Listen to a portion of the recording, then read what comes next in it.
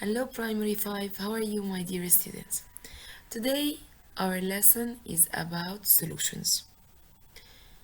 Look here at these two cups. What is the difference between them? The first one, it has mud and water. The second one, it has salt and water.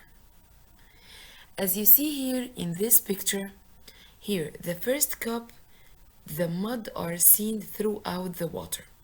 But the second one, the salt are not seen throughout the water. Why? What is the difference between them? Excellent. Because the salt is soluble, so it dissolves in the water and we cannot see the particles. But the mud or the sand, they are insoluble and they can be seen in the water and they don't dissolve in the water. As you see here, the particles of mud are seen throughout the water. Why? Because the mud doesn't dissolve in water and because the mud is insoluble. The second one, the salt. The particles of salt are not seen throughout the salty water. After dissolving the salt in the water, you cannot see the particles. Why? Because salt dissolves in water and it forms a salty solution. Because, as we said, because the salt is soluble solid. How we can form the solution? The formation of solution. Here we have the solvent and the solute. When we mix them together, they will form the solution. What is the solvent? The solvent is the substance in which the solute dissolves, as the water, as alcohol, and benzene. The three substances here, they are called the solvent. Again, what is the solvent? It is the substance in which the solute dissolves. And we have to know that the water is the common solvent. Why? Because thousands of materials can dissolve in it. So, the water is the common solvent. The solute. What is the solute? It is the substance in which dissolves in the solvent as the sugar and the salt. Solution. The solution is the mixture in which the solute breaks down into its most basic particles and spread throughout the solvent. Here, this is the first one is the solute, the second one is the solvent. After mixing them together, they will form the solution.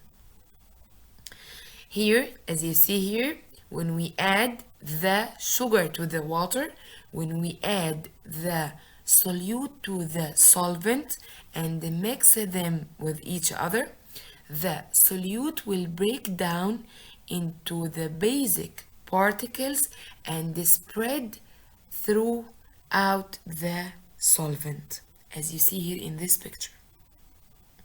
Here, when we add the salt on the water, look here, the particles of the salt will dissolve or it will break down into smallest particles, or we can say it will break down into the basic particles which will spread throughout the solvent. This one, the orange and the purple color, this is the salt particles. They will break down and spread throughout the water or throughout the solvent.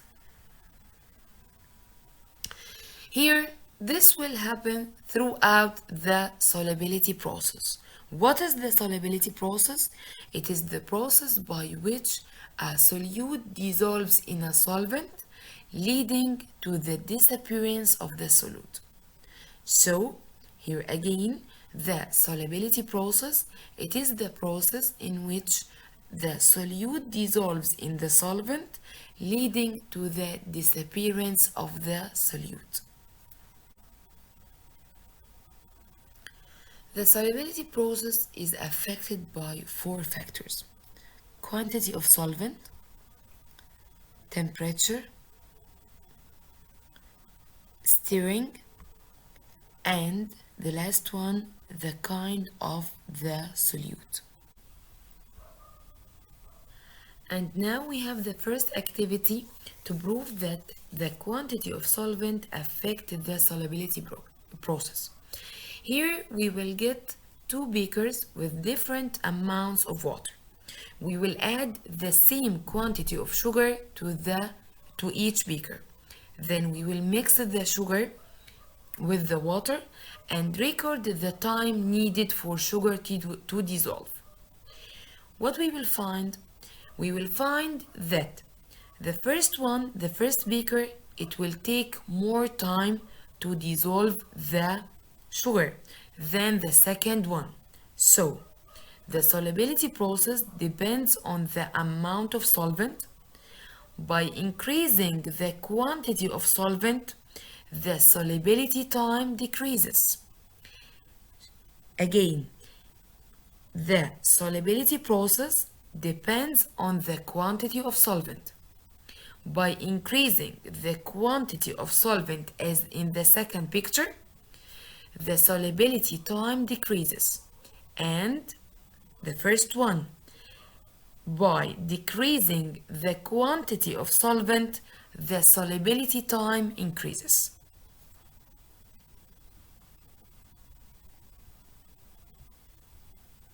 Number two, we have the temperature. How the temperature affects the solubility process. Here we will put two equal amounts of sugar in two beakers containing the same amounts of water. Then we will heat one beaker and leave the other one without heating. Then record the time needed to dissolve sugar in each one. What we will observe?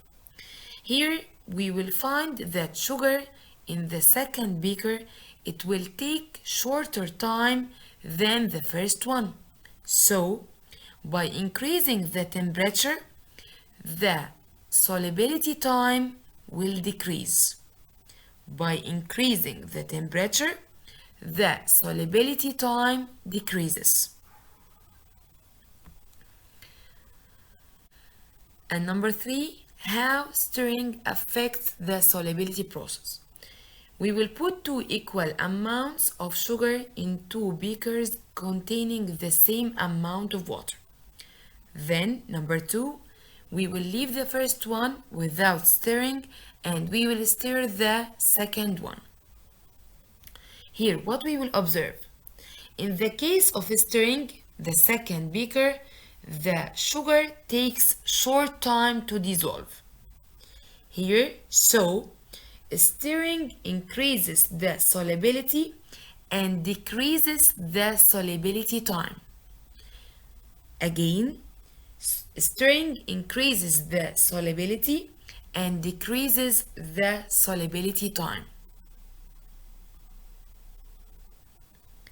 Number four, how the kind of the solute affects the solubility process.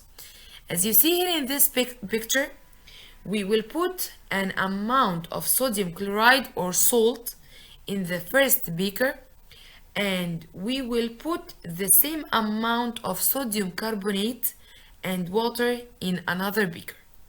Then we will heat both of them gently with the stirring and record the time to dissolve each substance.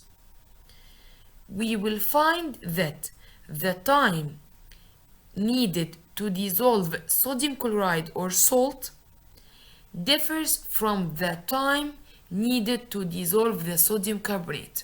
So, the solubility process depends on the kind of the solute.